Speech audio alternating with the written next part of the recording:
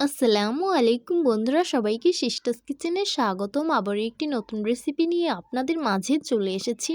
আজকে আপনাদের ঘরোয়া উপকরণ দিয়ে সিম্পলভাবে উইংস রান্না করে দেখাবো, তো সাথেই থাকুন। উইংসগুলো আমি সুন্দরভাবে ধুয়ে নিয়েছি, স্বাদ মতো লবণ দিয়ে দিব, সামান্য পরিমাণ গোলমরিচের গুঁড়ো দিয়ে দিব, 1 চামচ পরিমাণ হলুদ মরিচের গুঁড়ো দিয়ে দিব, 1 চামচ পরিমাণ লেবুর রস দিয়ে দিব, সামান্য পরিমাণ আদা রসুন বাটা দিয়ে দিব, জয়ফল, জয়ত্রী, গরম মশলা, জিরা বাটা দিয়ে দিলাম। তারপর সুন্দরভাবে মিক্স করে নিতে হবে। এই তো আমি সুন্দরভাবে মিক্স করে নিয়েছি। এখন আধা ঘন্টার জন্য রেস্টে রেখে দিব। ফ্রাই প্যানে আমি তেল আগে গরম হতে বসিয়ে রেখেছিলাম। রেস্টে রাখা একে একে উইংস গুলো আমি দিয়ে দিব তেলে। উইংস গুলো এক পাশ ভাজা হয়েছে হালকা, এখন আমি উল্টে অপর পাশটিও ভেজে নিব।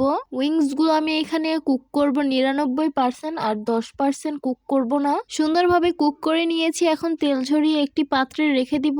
থেতো করে রাখা রসুনগুলো আমি দিয়ে দিব। তারপর সামান্য পরিমাণ ভেজে নিচ্ছি। রসুনগুলো কিন্তু হালকা ব্রাউন কালার হয়ে গেছে। টমেটো কেচাপ দিয়ে দিলাম, কুচি করে রাখা কাঁচামরিচ গুলো দিয়ে দিলাম, উইংস গুলো দিয়ে দিলাম। তারপর সুন্দরভাবে নেড়ে মিশিয়ে নিতে হবে। হাফ চামচ ম্যাগি মশলা দিয়ে দিলাম, সামান্য পরিমাণ বিট লবণ দিয়ে দিলাম, সামান্য পরিমাণ চিনি দিয়ে দিলাম, 2-3টা লেবুর পাতা দিয়ে দিলাম। লেবুর পাতাটা দিলে অনেক বেশি ফ্লেভার আসে, আমার কাছে খেতে অনেক বেশি ভালো লাগে। আমি এইখানে লেবুও দিয়েছি, আবার লেবু পাতাও অ্যাড করেছি। দুটোটাই দিলে অনেক বেশি ভালো লাগে, সেই জন্য কুচি করে রাখা ধনিয়া পাতাগুলো দিয়ে দিলাম। তারপর সুন্দরভাবে নেড়ে মিক্স করে নিতে হবে।